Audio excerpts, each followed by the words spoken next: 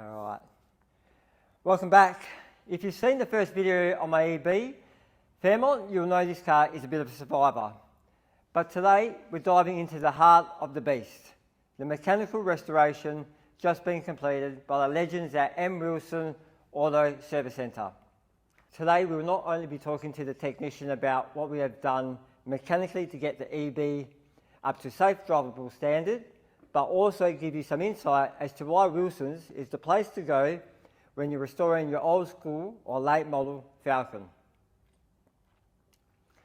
Today we're filming here at Benzine's because we did try and film at Wilson's a couple of weeks ago, but it's been terrible weather here on the weekends. It's been raining and all that sound does come through and affects how we can sort of present things to you guys. So we shot a little bit at Wilson's, and today we're going to go into it with Chris here at Benzine's. So today I have Chris Wilson with me. Now Chris and I've sort of met through, I suppose, the detailing world.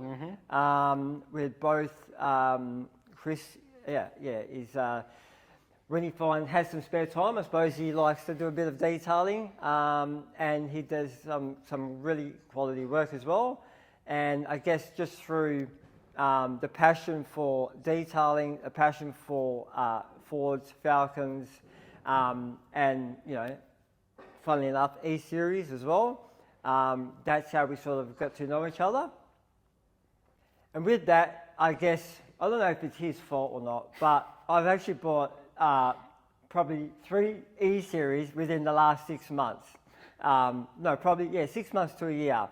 So you would have seen, I think first came the EL, which is my son's EL Fairmont. The XG wasn't far behind. And then Chris actually sent me the link to this EB Fairmont at Gray's. So I don't know if he's got a bit of an influence on me or not, but those sort of things go hand in hand, I suppose. Chris has already done a sort of semi, I guess, I wouldn't call it restoration, but we took the EL Fairmont to him late last year because it was going to be my son's daily. And first things first, they just did a bit of an evaluation and just gave us a list of things to do to obviously make it comfortable and safe, and hence why, obviously, knowing that he owns one and they're familiar with these sort of model cars, it was a no-brainer to get him to look at that car, and hence why he is here today as well. But before we go into this particular EB, I'd like to introduce you to Chris from M. Wilson's Auto Service Centre. Welcome, mate. Thank you. I know you've been here before multiple times. It's always good to have you in the shop and have a chat about cars. Yep. But today it's more about, not so much about this car as well. I just want to maybe give some people some insight to the business and Wilson's Auto Service Centre, maybe how it started, and why are you so, especially within WA, one of the go-to places for, I guess, Falcons, E-Series, FG Series, any series of, I guess, Falcons, even Fords, Mustangs as well. Yep. You're pretty well known for that sort of stuff here in Perth, WA. Yep.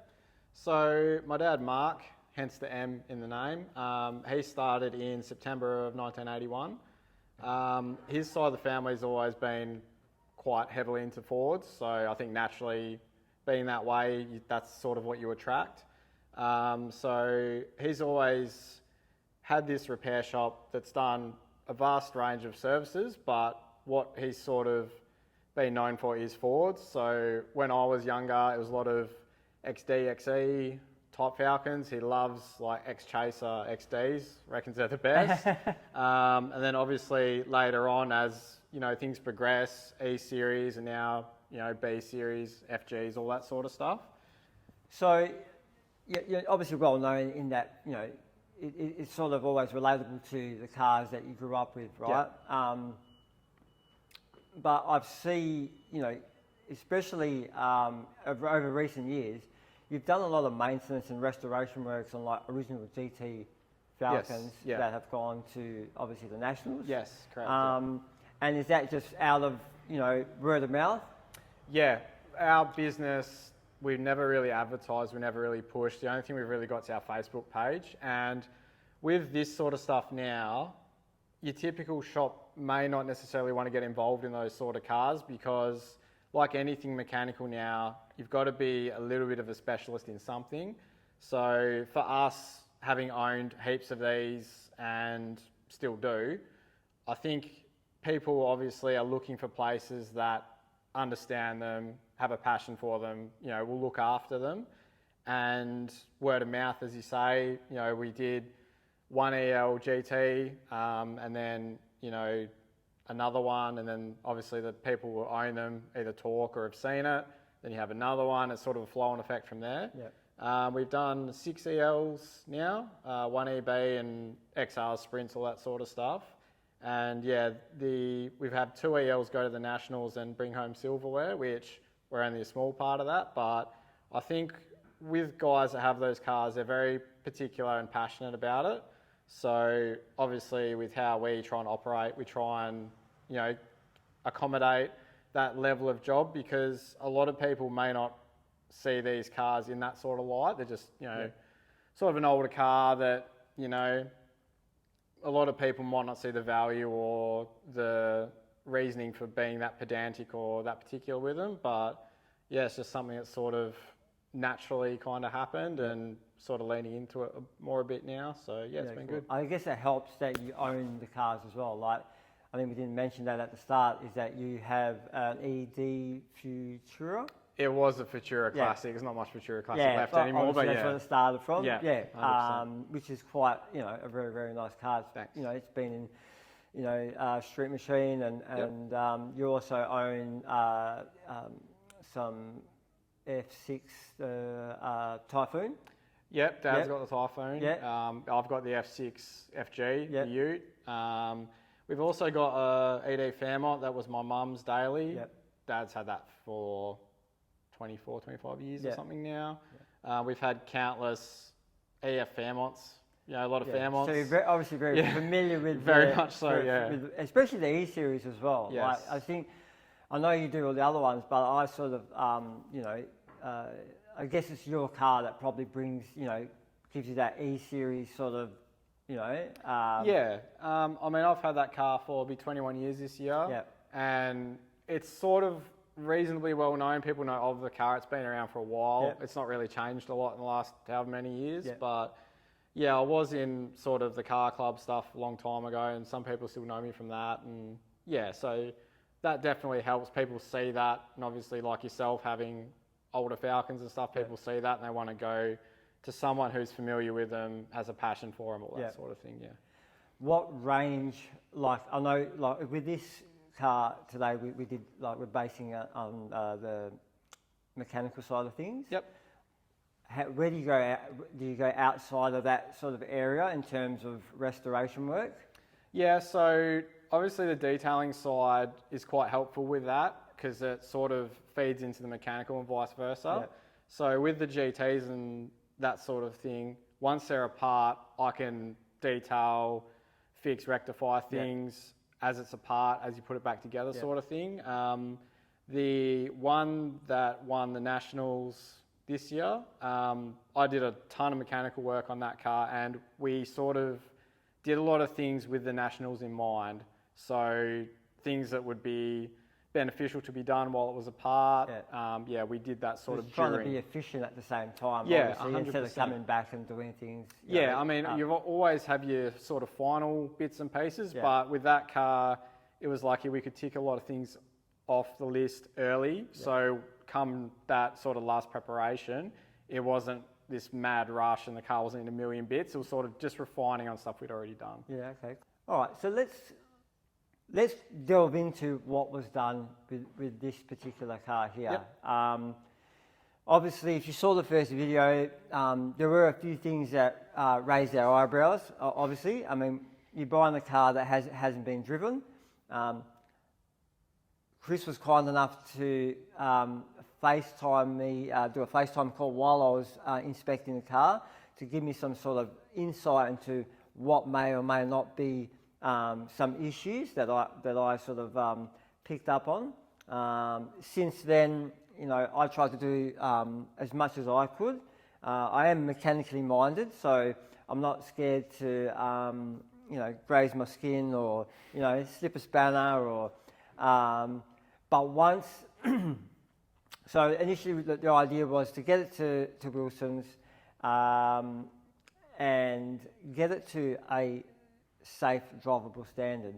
Now, some of the things that Chris has done is probably over and above what I was thinking that I could probably do later down the track. But in saying that, while he was there and he had things apart, it was just a no-brainer to just get all those sort of things done. So maybe you can take us through all what we've done here. Yeah, sure. So obviously once you purchase the car, I had an initial look at it just to sort of see what it's like in person, because obviously video, photos versus in person is quite different. There are a few things on the car that we sort of noticed quite early on. The issue with the idle is probably one of the bigger ones. The slop in the steering, which you pointed out rather nicely. And just other little bits and pieces. Like I could tell this car had a lot of work done previously, and someone certainly loved it and spent a lot of time and money on it. So once we got into it a bit further, like any of these jobs, you sort of find things that you might not be expecting, or while you're in there, famous last words. Like the power steering pump obviously had a reasonable leak, so that was probably the first thing we sort of looked at once the car arrived at the shop. So we got that sent away and resealed. While the sort of front was apart, all the idler pulleys were noisy, so while we're there we'll change them. The alternator had definitely seen better days, so we did that. And also with that, it had the incorrect battery fitted. So these things have a bolt-through style terminal, and they were the wrong orientation. So the positive was actually very close to the body. And again, while you're in there, change that. And then we disturbed some wiring that brought up other issues, which can happen on older vehicles. And obviously serviced the transmission, got into the steering, which we found numerous things there. It wasn't just one issue. The outer tyre ends, particularly on the driver's side, were properly ruined. And then the slop from that side had been fixed, but then we realised the steering column, the bush had completely walked out of the sort of lower portion of it where it bolts to the car. So we had to do a bit more there.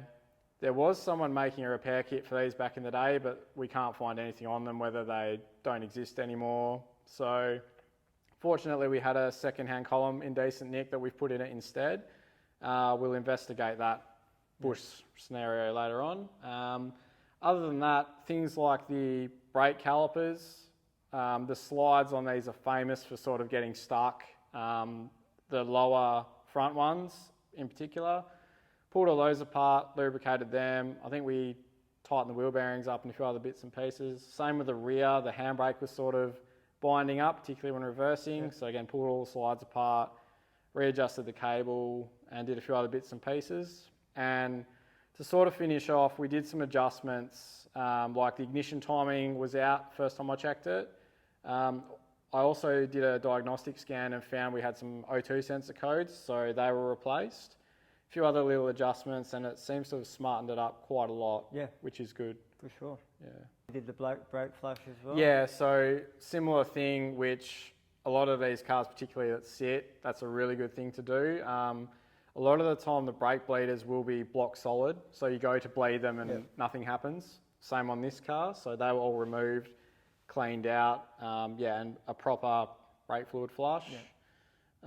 Diff oil, pretty sure, and then sort of going through and giving you a bit of a list of things that we think will need to be done at some point at your sort of leisure. Cool.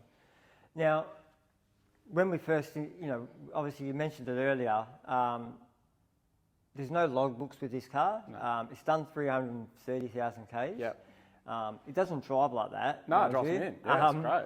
And I don't know, all sort of signs point to possibly the engine being rebuilt. Yeah, at least taken out, resealed or something, because there's a few things on this, like engine blocks were never painted from factory and it's been painted black. The sump's all nice painted rocker covers. So I'm reasonably confident. There's no oil leaks? No, E-Series, unheard of. I'm pretty confident at some point it's been out. That's what I was sort of saying earlier. You can tell someone's spent some money on it, because even like the high pressure power steering line's new, and there's a lot of things that have been replaced at some point in its life. So given the fact that the history is unknown, it's definitely had some care and attention put into it at some point, which is good. Which is, I guess, a point to raise there is if you're buying something sort of that you can't drive or you're not sure about, and you're just going to wing it before you, I guess, delve into all the other stuff that we've just done. You know, make a decision about if you're going to pull the trigger to go forward on any sort of restoration work. Because if it looked the other way, then we could have been selling the car already off, you know what I mean? Or getting rid of it, or you know, before you get too far into it, and it's like it's too late. So the signs were there that it's worth spending some money on. Now, value for these cars can vary, you know, anywhere between $5,000 to $25,000. You know, because there's just not enough around to sort of say whether, I guess, what people are paying for them. So it's very hard to say. One of the hardest things with E-Series, I find, is the values. And if you try and look them up online, you'd never get an answer, because you'll get the GTs be obviously like top tier, and then it filters down from there. And there's no given on what these are worth. You just sort of have to see what's for sale, but what's listed and what it sells for doesn't necessarily match up. So yeah, I think if you're looking at it as a investment, you need to be very careful with that sort of thing, because these cars are a passion project. If you're thinking about investing, I'd be very careful. Unless you can buy something, you get a super good deal and the car's immaculate and you just do a few things and sell it, maybe, but you don't buy project cars generally to make money. You just sort of, hope you break even and get some enjoyment out of it. Yeah, well, that's it. I guess that's, I mean, and that's half the reason why I bought it. It's something that I've always wanted, and I saw potential not only just to, you know, in the car, but to, you know, show a bit of, you know, other things in the detailing world, I suppose, that we can do, and sort of, you know, hopefully get some work out of that. So while you're here, maybe, you know, I don't know if you want to be specific to E-Series, but maybe give anyone that is thinking about buying an E-Series, you know, or even later model vehicles, you know, you're the man to speak to about like, what to look out for, you know, because they are a car that seem cheap to buy straight away. And we've already, like I said, I've bought 3 in a year, right? And we, you know, we bought the EL and we spent like a bit of money on it. So you could almost say, whatever you're paying for it, double that straight away. Because that's, you know what I mean? Like they might seem cheap at the start, but even and further to that, don't always assume that if it's a low kilometre car, that you're getting a gem or you're not having to pay anything. And I can vouch for that. And the reason why I can vouch for that is the Ute has 116,000 Ks on it. And well, you already saw we had to do just as many issues. You know what I mean? Because it's been sitting and not driven enough for anyone to warrant doing, I guess, any problems. Whereas you've got this high kilometre car that we've known someone's pumped some money into it. You know what I mean? Obviously, there's a bit more to go into it, but you know what I mean? So there's 2 sort of end of the spectrum there. Correct. Yeah, that's a really good point to do with the mileage, but when it comes to these cars, any sort of project car, a lot of the stuff will sort of translate to modern stuff. Doesn't really matter, but when it comes to E-Series specifically, you need a good shell. That's probably the biggest thing I would say. These are known for rusting. Some sort of common spots like the sills, everyone knows about that, but I've had it a couple of times recently where some of these cars, they might present quite well or picked up cheap, and the amount of money that would need to be spent just on rust repair, it's not really viable moving forward, particularly when they start getting into like the A-pillars. Some of these will get, you know, around the fuel door, some of them even the rear window, the wheel arches, stuff like that. So probably my biggest piece of advice for an E-Series is get the best shell, or even just get the best car you can afford condition-wise, because you might see, as you say, they're cheap. Oh, that's cool, that's club rego eligible. Yeah. I'll pick that up, do a couple of things. Maybe you might get lucky, but that's not always the case. So sort of body aside, we're seeing a lot of these cars, and as you say, low mileage doesn't mean anything. I've had some of the GTs with less than 40,000 Ks, and we've had to do most of the car because they sit for long periods of time. Because they're sitting, not getting used, they don't need any maintenance sort of thing, which just isn't the case. And we find a lot with the Windsors in particular, cooling systems are a drama. These have issues with the timing cover. Obviously, you know, cast iron block, cast aluminium cover, the bolts weld in, all that sort of stuff. I've had a few that have been exposed to the elements when they've sat, or the coolant's just non-existent and the corrosion's just crazy. So cooling systems is a big thing. We're getting a lot of them with like the original suspension bushes still, like this car. I've had a few lately, so you've got to factor in that might need ball joints, might need shocks, control arm bushes, all that sort of stuff. That's all standard. And you've got to remember, these are over 30 years old now. We get a lot of guys, you know, our sort of age who might have had one initially, and I've got this romanticised version in their head of, you know, I used to have one, they were so quick, you know, all this sort of stuff, and they'll get back into them, and they're a bit disappointed because they're not that quick anymore. You know, parts aren't everywhere like they used to be. You can't just go to wreckers' yards and there's 10 of them. Yeah. You almost need to buy two, like a parts car and the car you want to fix up. And you've got to be realistic with budget and what these cars need. So just realistic with budget and what the cars actually will need.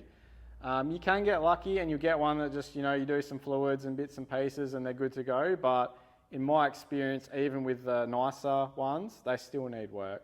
And you've just got to be realistic with that.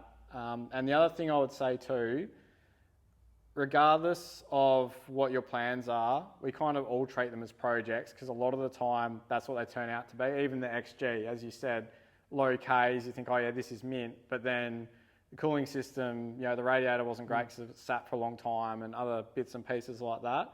So what we advise is we do it like an initial check over of the whole car, which we did with the EL as well. Just go through and sort of give you an idea of what it might need, whether it's, the stuff I've mentioned previously or any other additional things that might come up, just so at least you've got an idea of what you're in for. And then once you've got an idea of what you're in for, then you can decide what level you want to take the car, whether you just want nice, tidy driver, whether you want to go a bit further. They don't all have to be concourse style. It's just whatever's suitable to you. And I want to see as many of these things fixed up and on the road as possible, but it does get to that point where unless it's like something really meaningful to you, they get to that tipping point where it might not be financially viable to sort of throw a heap of money in it with, say, a bad shell, like I mentioned, those sorts of things, because rust repair and panel and paint is very expensive now, and these are not an easy car, from my understanding, to do rust repairs on. Like, sometimes you'll see an outer seal and it's actually all the way through. And with side skirts and stuff, it can mask it a bit, so you've got to be mindful of that. Also electrical things, we see lots of random things pop up with these now because ECUs are old, modules get old, wiring gets old and brittle, so you've got to have a bit of patience as well, for sure, which for me, I need a lot of patience working on these. But I think they're a good sort of middle ground. sort of, they're old enough that they're kind of cool, but they're not so old that they drive, that poorly. I think these actually drive really nicely when they're sort of fixed up. And we're getting more interest in them, which is nice to see. But like I said, you've got to be realistic about your goals and what sort of time and effort and money that you want to put into them. Yeah, for sure. Oh, well, again, thanks for coming down here today. Unfortunately, yeah, it would have been good to do all that at the shop a couple of weeks ago. Yeah. So I appreciate you coming down and you can having you talk today instead of me. It's been a pleasure doing that. Finding you guys. So you've got a page on Facebook? Yeah, that's probably one of the best ways to reach us. Obviously, we do have Instagram. It's not as active as, say, the Facebook page.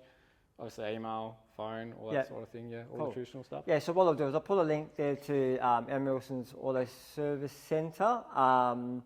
And check out Chris's is it Glossworks detailing page as well. Because the passion and the execution of what you do, goes both ways from the mechanical to his detailing sort of side of things as well. So yeah, thanks for coming down. No, thanks for all the work you've done, and just even some of the support you've given me, like just probably bug you a bit too much. Oh, what about this? What about that? No, I truly appreciate it, and thank you once again. So that's I guess that is the mechanical-ish side of this car. I think next we'll probably move on to suspension, because that is probably the next critical part of the car we need to get right, and then we'll move on to aesthetics. So check out the description for the links to Wilson's and Glossworks, and we'll see you in the next one. Thanks, guys.